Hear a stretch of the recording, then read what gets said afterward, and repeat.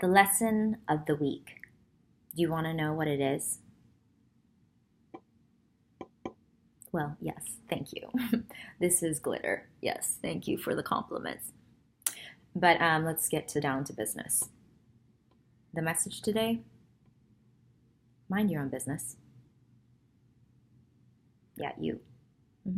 Yeah, you. You need to mind your own business.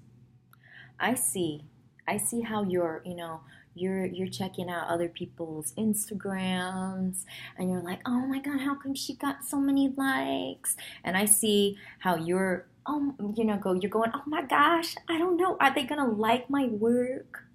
What are they gonna say? What are the reviews gonna be? I see how some of you guys are like, oh man, but like, is the audience gonna like it? Like, do you think they're gonna laugh? Do you think it's gonna be good? And I see some of you guys, actually a lot of you guys, going, oh, but do you think this will fit their budget? Do you think it'll fit my client's budget? And so many of you are focused on other people's businesses. Like you're focused so much on what other people are thinking, saying, and doing, and like wanting and needing, and all of that you forget your business. What are you about? You know, Ram Dass said this, more or less, I'm paraphrasing, and he said, I can do nothing for you except work on myself. And I fully believe that. I fully believe that from a one-to-one perspective, showing up for myself and working on for myself, but also like in my relationships, my intimate ones, like with really close friends, is that like I need to be, really taking care of myself so I can help other people. And that goes for you as a solopreneur or a freelancer or for an artist, a creative, an entrepreneur, someone who's running teams. Is like when you're being there for other people, you have to remember, you got to mind your own business first. And that's setting terms for yourself first, before and above anybody else. And I want to share this because I know a lot of you guys are pricing yourselves out, or you're putting services that you're not comfortable doing, or you're saying yes to things, bending over backwards, and crossing boundaries that really are just sucking out the energy from you being able to do your best work. You know why? Because you're not minding your own business, but you're caring about their business. But who's going to look after your baby, your business, if you aren't doing it? Believe me, they're not going to do it for you. And to be honest, it's nobody's business to do that except for you. It is our personal work, each of us. We have that work to do. And the moment that we start spreading ourselves thin and we try and do what everybody else's business, we get depleted. And there's no energy, there's no inspiration for us to do our work because we're completely drained. And so I say to you, friends, artists, creatives, entrepreneurs, yeah, I know all of you guys, is mind your own business. Really. Pause. Set the terms of when you want to work, how you want to work, how much you want to get paid, how you want to get paid. Yeah, I know some of you guys are still doing that, like, oh, I don't know if I really want to get paid or not, but I don't want to talk about money. No, that is your business. Talk about it.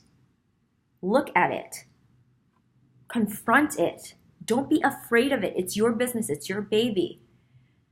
And if you decide that you only want to accept cash and Amex, like some of these New York restaurants, go ahead. You do you, boo. You decide that you want to accept firstborn children and you want to accept massages, that's cool too. But you get to set the terms, not someone else who says, hey, like, do this service for me and I'm going to pay you in the way that I want to pay you. That's their business, okay? If your businesses decide that they want to mingle together, you need to be a part of that conversation because it's your business, literally. I had a friend who she called me last night and she's like, "Oh my gosh, I'm getting so many calls and like emails from people saying that they want me to endorse their product." And yeah, I get it. She's an international speaker, she's an author, she's written several books, coming out with another one, and yeah, like she's got a lot of pull. And people are throwing out left and right and saying, "Hey, like endorse, can you do this? Can you do that? Can you endorse this and this and this?" And she's like, "I feel really bad by saying no because I really want to help them. But like, and also like if I say no, like what are they going to think? Like I'm supposed to be like this, generous human being and blah, blah, blah." And I'm just like, stop. That is not their business. How you decide to set the terms of your business is really your business. And you get to set the terms. It's on your terms. Literally. Yeah. But you have to set the terms. And you gotta mind your baby. Because no one else is gonna do that for you. And if any of you guys are about to like swipe or shut down or like just go and blah, because you don't want to hear this, pause. Just hang in there with me for a little bit longer. I know some of you guys think, well, no, that's the business stuff. And, I'm just a creative. Like, I don't need to think about that stuff. No, you do have to think about that. Because this is your baby that's coming out into the world. And you need to protect it and make sure that it's in good hands. This is your business because who you decide to work for and with, how, and how it's going to be represented, and the energetic exchange of currency or money that you're going to do it for, and when, and all of these details is how your creative process is going to result. That didn't make any sense. Basically, I'm going to say it's how it's crucial to the entire creative process. Because if there's at any point where you're not feeling an alignment or you're not feeling like you're doing something with integrity, your creative flow is going to have like these little kinks. And I'm saying that's not a bad thing, but why would you want to slow down the kinks? I guarantee you, okay, the moment that you start just really living in your truth and being super, super, super clear about how you want to work and set yourself up for that container so that the inspiration can flow through, your work will improve so much. And your work will inspire you instead of drain you. I know so many of my friends who have gone down the road where they said, "You know what, I'm going to take this project just to pay the bills." And I'm like, okay, so great, do it. But it is still part of your energy. And to pay the bills is, yeah, it's important. But you also have to think about this, is that just because it's paying the bills does not mean that someone else can come in and tell you how you're going to pay your bills. No, because that's not their business, that's your business.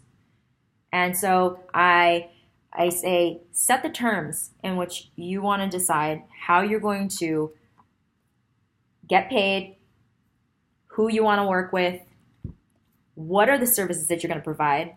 Fuck, if you don't want to do something, then you don't have to. But you got to be really clear about that. And then follow through on it and do it. Because nobody else is going to do it. So mind your own business.